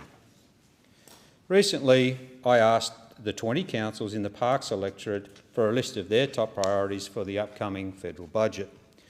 Their 8 top challenges were escalating costs from financial sustainability, there's a definite theme here, road maintenance, freight inefficiencies and road safety, natural disaster preparedness, recovery and resilience, community infrastructure, airport infrastructure, regional telecommunications infrastructure, the inland rail and water infrastructure. There are many similarities there with the struggles councils are facing across the country. They must provide clean water, road maintenance, community infrastructure, but where are the funds? If the state and federal government financially strangle local government, then all of the costs fall back on to their ratepayers, either through a special rate variation or other direct charges. Councils throughout Australia need financial support and they need it now. It's time to listen to what they are saying. Deputy Speaker, while I am on the subject of local government, I'd like to pay tribute to a man who has been described as one of New South Wales' legends of local government. Emeritus Mayor Ray Donald OAM passed away earlier this month. Our paths in local government did not cross, but I've heard from many people of the great work that Ray has done over his career. He served as a councillor of Bogan Shire Council in the electorate of Parks for 30 years, 25 of those as mayor up until his retirement in 2021. Ray was the past president of the Shires Association of New South Wales before it amalgamated with Local Government Association of New South Wales in 2013.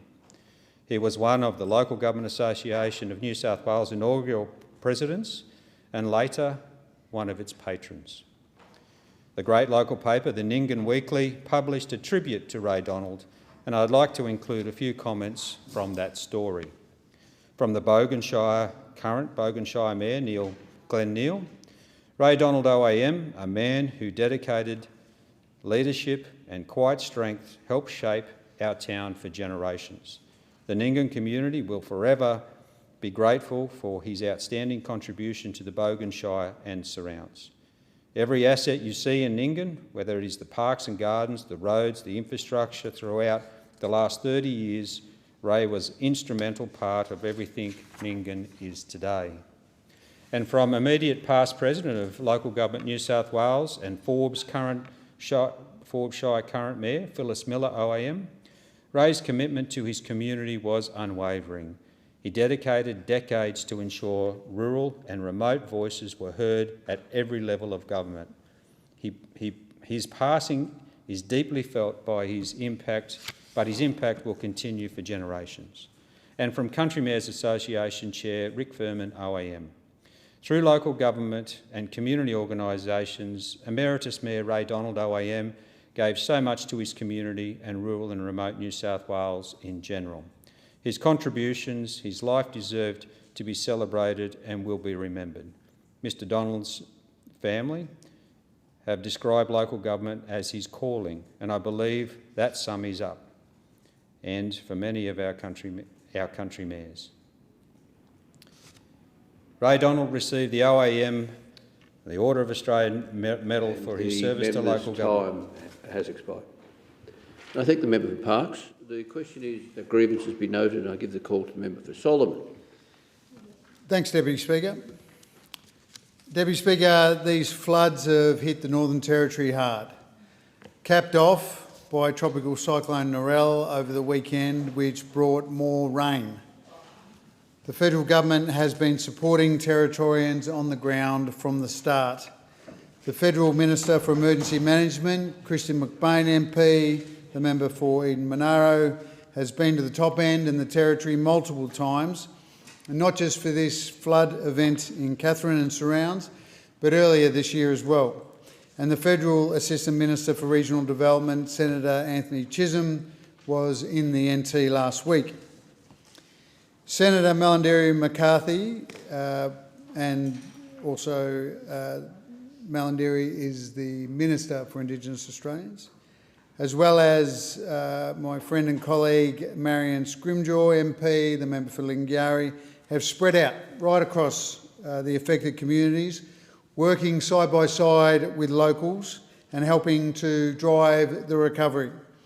We've rolled out real support for Territorians doing it tough through jointly funded federal and Northern Territory government payments that are providing up to $1,537 per family in immediate relief, up to $1,160 for temporary accommodation, and up to $8,843 to repair and replace essential household items, and unfortunately that is going to be needed by many Territorians. On top of that, the Australian Government Disaster Recovery Payment is also available across Katherine and communities including Nayu, Palumpa, Beswick, Berry Springs and Darwin River, with $1,000 per adult and $400 per child for those directly impacted by this weather event. And it's expanding to Daly River and Lansdowne from today. And if you have lost some or all of your income because of this disaster, you may also be able to access the Australian Government's Disaster Recovery Allowance. And this is alongside the ADF-assisted evacuations from Numbulwar on the east coast of Arnhem Land, as well as personnel from RAF Base Tyndall on the ground in Katherine helping out with the clean-up and recovery. A shout out to all the ADF personnel and emergency response teams, all the local community volunteers who have helped during the evacuation process, which was as smooth and well managed as it could be given the challenging conditions. I also recognise the opening of an Australian Medical Assistance Team, AUSMAT, field hospital in East Katherine delivering critical health services during the disruption of the Katherine Hospital due to the flooding. The AUSMAT Field Hospital is operating 24 hours a day, 7 days a week, ensuring Katherine residents maintain access to emergency and essential health care while normal hospital operations are disrupted.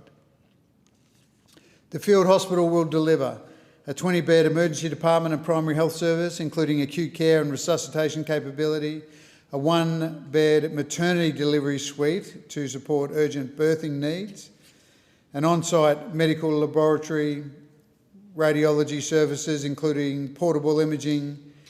Up to 25 clinical and support staff will operate the facility to ensure continuous service delivery. A further 20-bed inpatient unit supporting both adult and paediatric patients has also opened, providing additional surge capacity during this period of significant health service disruption. AUSMAT personnel can remain deployed in Katherine for up to 28 days, ensuring sustained support to the community as recovery efforts continue. The National Critical Care and Trauma Response Centre, NCC-TRC, coordinates the Australian Government-funded capability established to ensure Australia's preparedness for and response to both domestic and international health emergencies. The NCC-TR3 has been funded by the Australian Department of Health, Disability and the Ageing since 2004, established after the 2002 Bali bombings. It maintains Australia's deployable health emergency response capability through the AUSMAT program. And I want to thank, through Dr. Len Nataris, the Director, the entire team for their excellent work. The federal government is also helping with infrastructure, and no one is pretending it's a small job. But the Australian government is making solid investments. We are delivering $40 million each to upgrade the Victoria and Barkly highways and $100 million for the Bunteen Highway, all impacted. $60.3 million to strengthen and widen the Carpentaria Highway. And in 2025, we committed a further $200 million to upgrade the Stewart Highway, which unfortunately again was cut during these weather events. We're investing $2.8 billion on NT infrastructure over the next decade, and there's more to come as recovery work continues. Recovery doesn't happen overnight, and no one is pretending it will. But Territorians can rest assured that the federal government is with Territorians for the long haul. Deputy Speaker, I note this week the Northern Territory Government has finally announced a tender process to start for a youth engagement hub at a new location in the suburb of Leanya. Deputy Speaker, we announced a youth engagement hub as an election commitment in 2022. We were working with the then Territory Labor government, and a site was chosen at the old Casuarina Fire Station on Dripstone Road after significant consultation. Ever since the youth shack at Casuarina closed in 2021, there had been a great need for a place for young people in our community to drop in and access support and connection.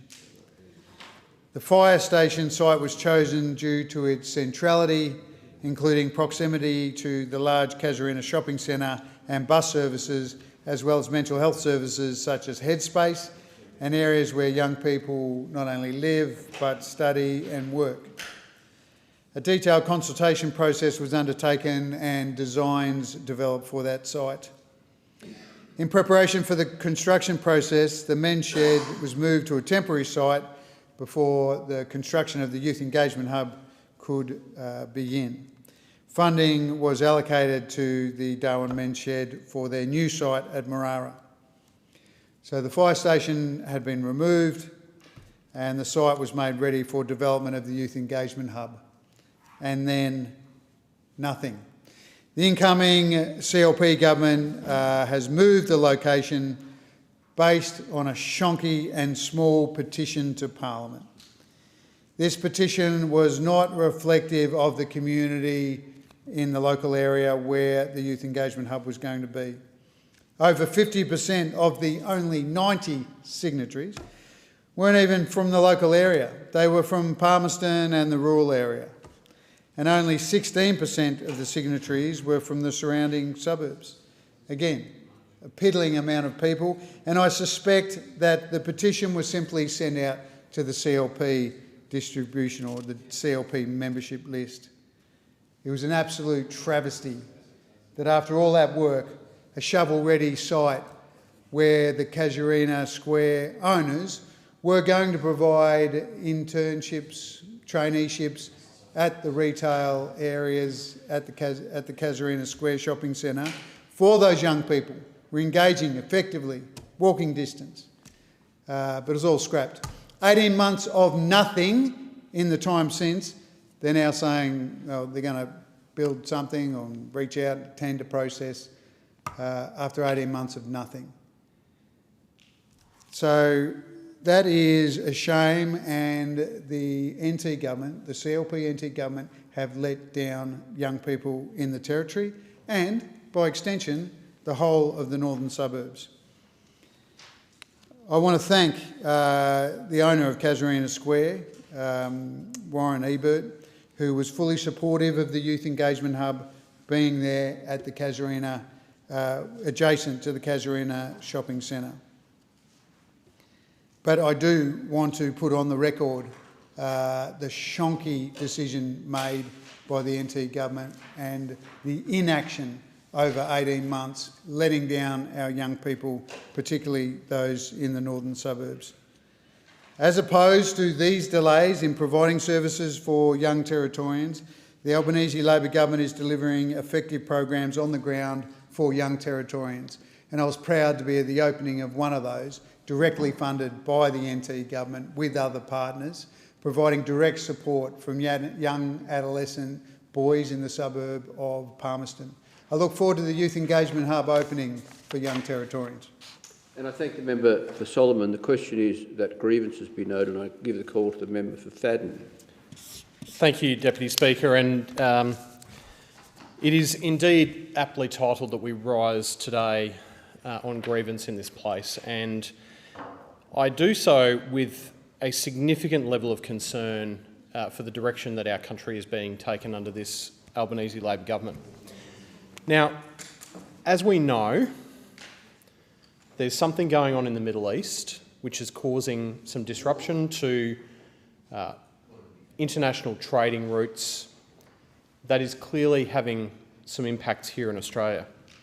But I just want to set the scene as to why, as we enter the period of time of this uncertainty and instability, Australia under this government and under this Treasurer is not as well prepared as what it should be. Deputy Speaker, a very good comparison of where we could be at is through some other comparable economies. Now, each nation has their own Reserve Bank style body, and I just want to run through where they're all at in a few other alternative economies similar to ours. On the 18th of March, the Reserve Bank of Canada kept their rates on hold at 2.5%. Inflation in Canada, 1.8%. On the 18th of March, the United States Federal Reserve kept their interest rates on hold. On March 19, the European Central Bank decided to keep their rates on hold at 2%. On March 19, the United Kingdom's Bank of England decided to keep their interest rate on hold. And on March 19, the Bank of Japan decided to keep their interest rates on hold. Now, Deputy Speaker, you'll see the trend here is that in other comparable advanced economies, the Reserve Bank of those countries is able to make a decision to leave rates on hold. What's happened in Australia is that on the 17th of March, with inflation absolutely raging out of control, having tipped to 3.8% and rising, the Reserve Bank had no choice but to raise interest rates to 4.1%. Now, this is a measure of the performance of this Albanese Labor government, of this Treasurer, and it is a shameful indictment on their management of the economy that, having been in office for 4 years, having come in post-COVID, they did not do enough to lower inflation in order to give the Reserve Bank the ability to keep interest rates lower for longer. And instead, Deputy Speaker, Australians are paying on average about $27,000 a year more now on their mortgage in interest than they were when the Coalition was in office.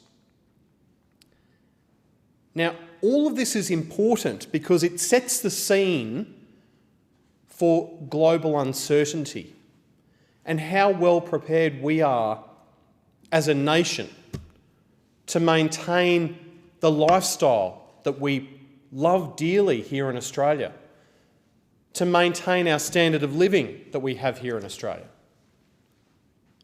But we are shockingly exposed under this Treasurer to the global events that are unfolding far, far away.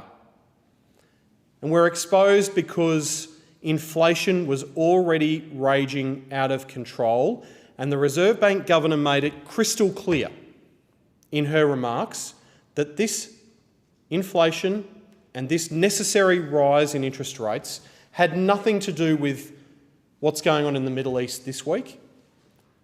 Everything in their data pre-Christmas already had interest rates needing to go up to deal with the inflationary pressure that was building in the economy. Now, the Treasurer is probably thinking at this point in time, geez, I really could have done something sooner. I really should have done something sooner. I'm absolutely certain that's what the Prime Minister's now thinking about the Treasurer and his job. But instead, Australians are facing record government spending and record government debt. And to put that in context for Australians out there that are tuning in, we are going to tip over $1 trillion in national debt. $1 trillion. Now, what does that mean? It's a big number, but what it means is this. It means interest repayments every single day of $72 million.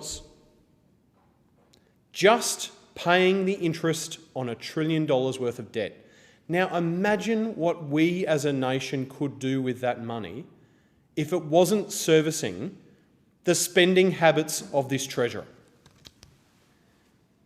So, having been in office for 4 years, the Treasurer has absolutely squandered the opportunity to get the finances of our country back in order.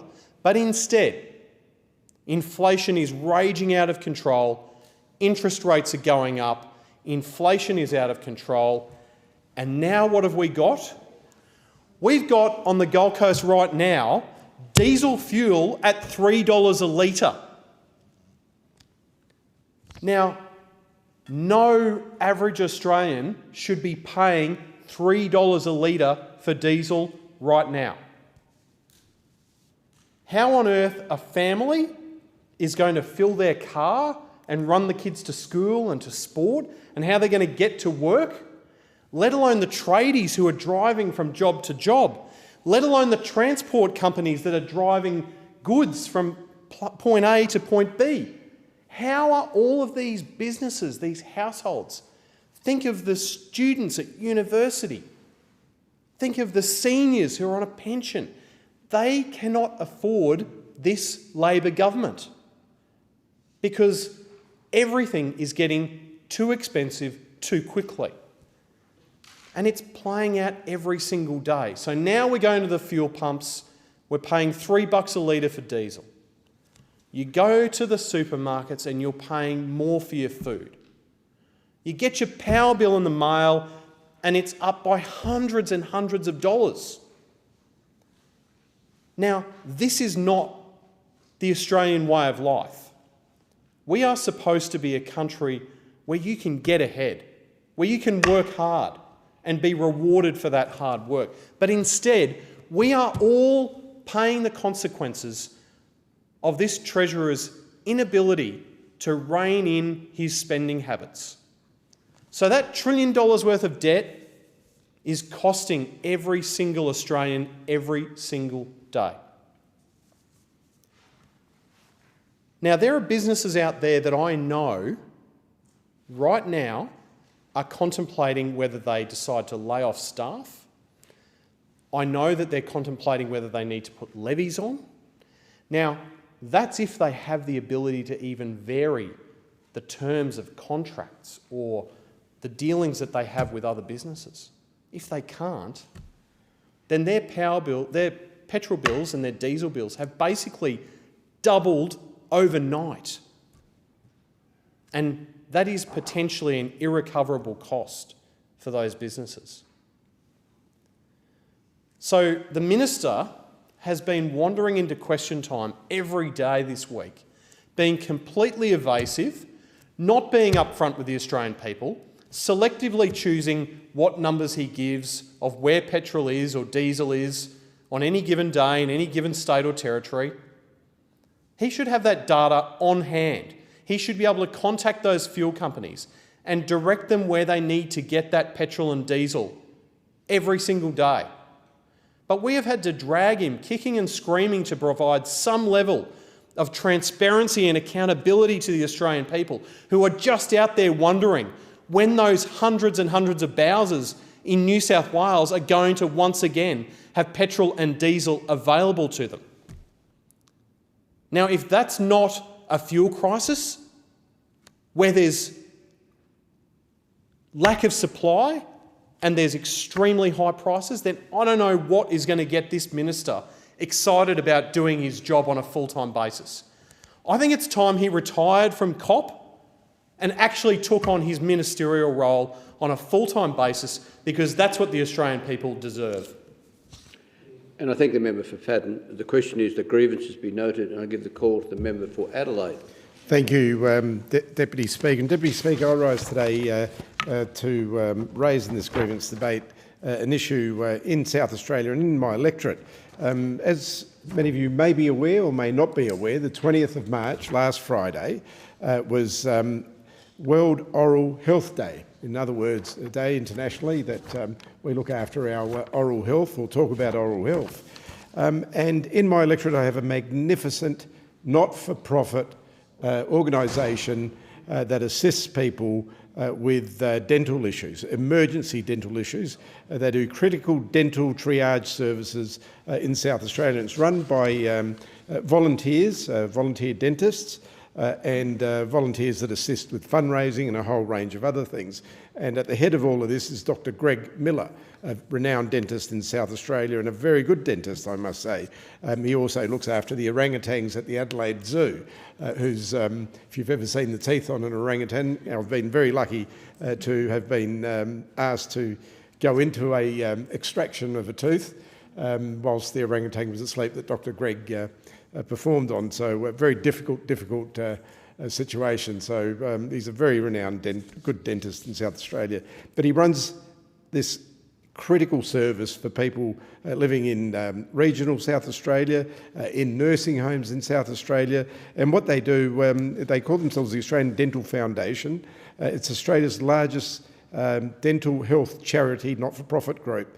And they're registered, they have an ACNC registration, and they're based in North Adelaide in my electorate.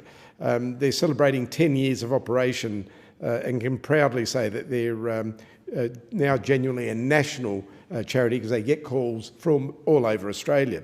And the service is being delivered to vulnerable people in every state of South Australia. In 2020, ADF was successful in achieving some small funding through Country SA Primary Health Network to provide dental triage services for regional South Australian zones, the Outback, Murray Mallee. The funding has been renewed each year under performance-based criteria, and the service has expanded to include all non-metropolitan areas of South Australia. But he still gets calls from metropolitan areas and they still do the triaging service. They don't turn anyone away. And as you can understand, I've been an advocate from day one when I came to this place that we should include dental care in our national scheme for healthcare. I've been saying it for many, many years, and my position hasn't changed from 2004 when I was first elected in this place, and I've shown a great interest in dental care. But for example, if you have an issue with any type of oral dental problems after hours or on the weekends, there's nowhere to go except for the ED department, the emergency department. There you'll have doctors who are dealing with everything from strokes to heart attacks. If you've had a tooth knocked out or an abscess on your tooth or an infection, you'll most probably sit there waiting for hours and hours and hours with no relief and absolutely no treatment. Maybe someone will look at you after 7 or 8 hours, give you some painkillers and send you home. What this service does is there's a 24-hour telephone number that you can call and they will triage you and tell you exactly what's required and what you can do. And it's an incredible service. It's extended access to dental services. It refers people to different dentists that operate after hours. It it's provided emergency and dental triage services for more than 1,000 people in just 2023, 2024, and the caseload was 62 cases a month from Country SA, 184 cases a month from Adelaide, even though they're not provided in this small funding they were getting for the metro area, they were providing the services. Currently the calls are ramping up to hundreds per day as nursing online services and GPs now are contacting them. Their name is getting out there and they're being contacted and they don't turn anyone away. So what we've done is we've written to the State Health Minister and to the Federal Minister to see if there is some way to continue this small funding that gave this great service, the Australian Dental Foundation, the ability to be able to continue their wonderful project. And it's got a significant benefit by triaging patients away from those overcrowded hospitals in the emergency department areas, in those emergency systems where doctors have real life-saving dramas taking place. It's not the place for dental care or for a dental emergency, and they've managed to do that. The majority of dental emergencies for which patients are attending GPs and hospitals are toothache, avulsion, luxation, trauma. These issues are not dealt with appropriately through the ED hospitals because that's not their expertise. Their expertise is looking after trauma victims, heart attacks, strokes, etc.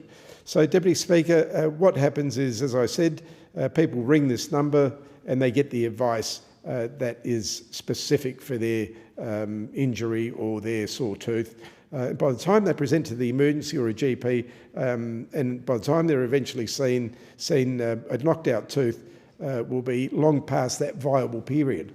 And they explain to me that it needs to be dealt with immediately. And most doctors, GPs or people working in emergency departments are not experts to know this. So they're given the information immediately over the phone, what to do with a tooth that's been knocked out, how to place it back in the gum, how to put ice on it, etc. And they save many, many people's teeth just by talking to them on the phone. You can imagine being a mum or a dad, your kid's playing football or soccer on the weekend, Saturday afternoon, there's a tooth knocked out, what do?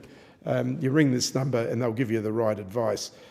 So I think reducing the specific dental advice to patients in South Australia will create an unnecessary pain burden for patients, delayed specialist dental treatment, poorer prognosis and outcomes due to delayed advice and reduce access to equivalent primary health care for regional South Australians.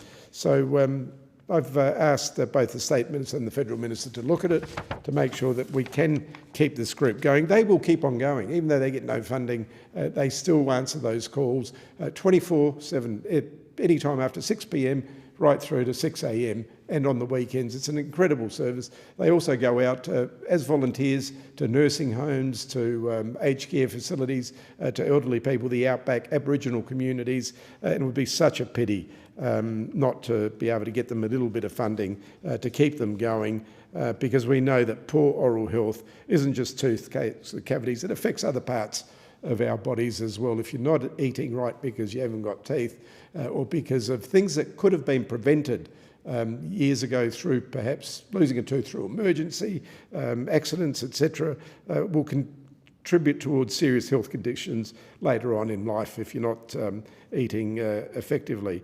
It affects a person's ability to eat, to speak, to go to work, to school. So some of the examples he's given us, some of the things that they've dealt with, this is one particular call that they got. Murray Malley, Miss H, fractured tooth. Miss H bit on a fork whilst eating her dinner and fractured the coronal of tooth 12, upper right, lateral mouth, I suppose, or teeth, exposing the dental pulp. It goes into technical talk. Something was performed with mineral trioxide and the bonding and the coronal fragment affected an excellent and prognostic outcome. This is advice on the telephone that you just wouldn't get at an ED department. Another one is a Mrs K slip and fall. Mrs K fell over and was triaged by the regional medical centre.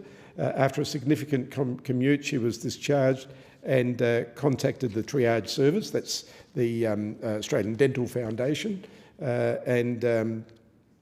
which arranged for an immediate dental visit, someone that was operating perhaps after hours.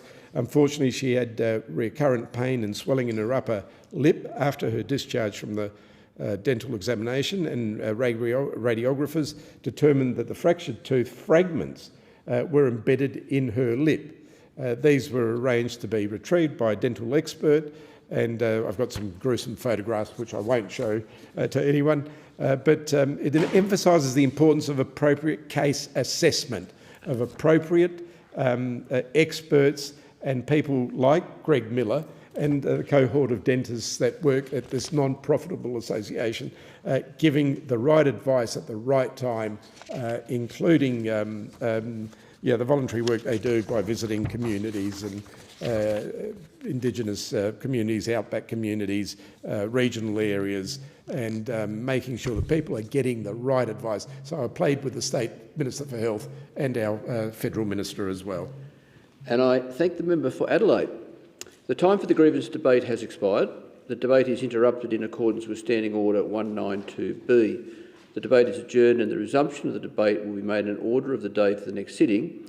The Federation Chamber stands adjourned until 9:30 a.m. tomorrow in accordance with the resolution agreed to by the House on the 23rd of March 2026.